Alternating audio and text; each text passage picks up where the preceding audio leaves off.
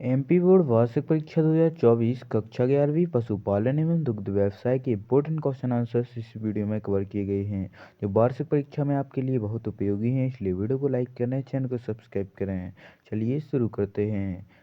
प्रश्न क्रमांक 9 हो जाएगा, नागपुरी भैंसों की उपयोगिता बताइए। इसका उत्तर हो जाएगा, यह भैंस सामान्यतः 5 लीटर दूध प्रतिदिन देती है तथा नर भैंस कृषि कार्यों तथा बोझा ढोने के काम आते हैं। अथवा में आ जाएगा, भैंस की 5 उत्तम नस्लों के नाम बताइए। इसका उत्तर हो जाएगा, भैंस की 5 उत्तम नस्लें निम्न हैं। पहला मुर्रा, दूसरा सूरती, तीसरा जफराबादी, चौथा भदौरी, पांचवा महसाना। यह 5 मुख्य नस्लें हैं जो भैंस के लिए सर्वाधिक दूध देती हैं। प्रश्न क्रमांक 10वां, गाय की 3 दुधारू नस्लों के नाम लिखिए। उत्तर हो जाएगा, गाय की 3 प्रमुख दुधारू नस्लें निम्न हैं। पहला साहिवाल, दूसरा गिर नस्ल, तीसरा सिंधी। 10वें का अथवा हो जाएगा, देसी गायों की 2 विशेषताएं लिखिए। उत्तर में आ जाएगा, देसी गायों में गर्मी बर्दाश्त करने की क्षमता अधिक होती है तथा इनमें उष्णकटिबंधीय बीमारी से लड़ने के लिए उच्च प्रतिरोधक क्षमता होती है। प्रश्न क्रमांक 11वां हो जाएगा, क्रमोन्नति से क्या समझते हैं। इसका उत्तर हो जाएगा, क्रमोन्नति प्रजनन की वह विधि है जिसमें कुछ चुने हुए शुद्ध नस्ल के सांड प्रयोग करके अशुद्ध नस्ल के पशुओं से कुछ ही पीढ़ियों में शुद्ध नस्ल के पशु तैयार किए जा सकते हैं। अथवा में आ जाएगा, प्रसंकरणकरण किसे कहते हैं। इसका उत्तर हो जाएगा, इस विधि के अंतर्गत विभिन्न प्रजातियों के निर्माताओं में पारस्परिक संभोग से संतान की उत्पत्ति कराई जाती है। इस विधि द्वारा उत्पन्न संतान अरे संकर कहलाती है। जैसे घोड़ी एवं गधे के संभोग से उत्पन्न संतान एक खच्चर कहलाती है। प्रश्न क्रमांक 12वां, कृत्रिम योनि के उपयोग के 3 लाभ लिखिए। इसका उत्तर हो जाएगा, कृत्रिम योनि के उपयोग के 3 लाभ निम्नलिखित हैं।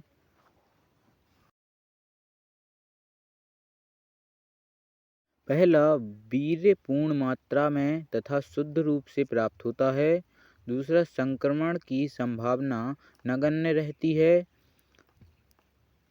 तीसरा, शुक्राणु अधिक समय तक जीवन क्षम रहते हैं।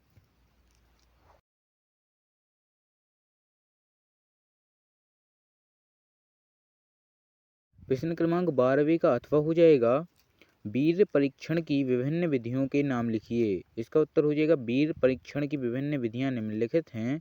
पहला, भौतिक परीक्षण, दूसरा रासायनिक परीक्षण, तीसरा सूक्ष्मदर्शीय परीक्षण, चौथा जीवाणुवीय परीक्षण।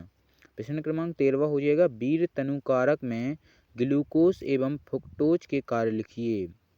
इसका उत्तर हो जाएगा, वीर्य तनुकारक में ग्लूकोज जहां वीर्य में उपस्थित शुक्राणुओं को ऊर्जा प्रदान करता है, वहीं ट्रकटोल वीर्य को निम्न ताप पर जमने से बचाता है। अथवा में आ जाएगा, कृत्रिम गर्भाधान की परिभाषा दीजिए। इसका उत्तर हो जाएगा, नर पशुओं से कृत्रिम यंत्रों द्वारा वीर्य एकत्रित करके स्वच्छता पूर्वक उसे मादा के जनन इंद्रियों में सही जगह पर सही समय में पहुंचाना कृत्रिम गर्भाधान कहलाता है। प्रश्न क्रमांक 14वां हो जाएगा, गाय एवं भैंस के बाह्य अंगों में मुख्य अंतर कीजिए। इसका उत्तर हो जाएगा, गाय एवं भैंस में निम्नलिखित अंतर होते हैं। पहला, गायों में कुबड़ पाया जाता है जबकि भैंसों में यह अनुपस्थित होता है। दूसरा, गायों के गर्दन में गलकंबल पाए जाते हैं जबकि भैंस में गलकंबल नहीं होते हैं। तीसरा, गाय का सींग छोटे एवं पतले होते हैं जबकि भैंसों के सींग चौड़े एवं काफी मजबूत होते हैं। अथवा में जाएगा, आँख एवं कान देखकर पशु के स्वास्थ्य का अनुमान कैसे लगाया जा सकता है। इसका उत्तर हो जाएगा, पशुओं में बड़ी चमकीली आँखें एवं सीधे कान उनके पूर्ण रूप से स्वस्थ होने के सूचक होते हैं। वहीं यदि पशु की आँखें कीचड़ युक्त मलिन हों तो पशु रोगग्रस्त हो सकता है। अस्वस्थ पशु के कान झुके होते हैं।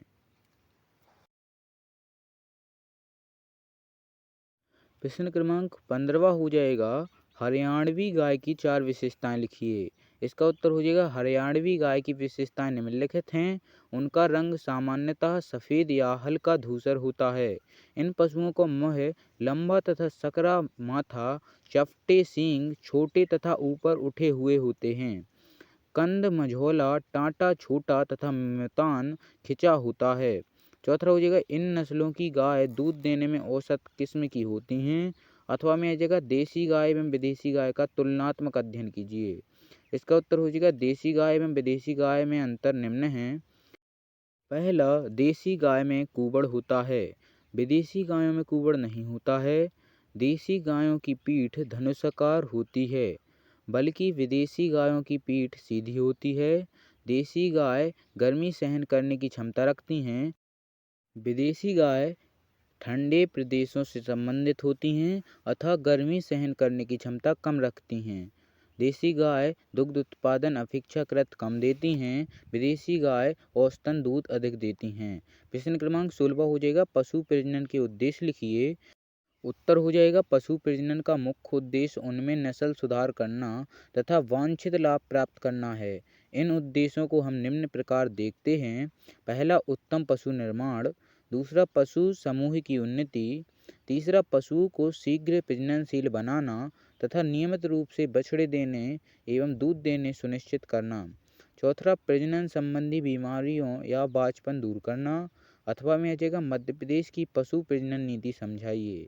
इसका उत्तर हो जाएगा मध्य प्रदेश सरकार की पशु प्रजनन नीति का मुख्य उद्देश्य पशु प्रजनन द्वारा उत्तम एवं गुणवत्ता वाले पशु निर्माण करना रहा है। इस नीति के प्रमुख बिंदु निम्न हैं। पहला, विदेशी नस्ल के उत्तम पशु सांड से देसी गायों का प्रजनन कराना।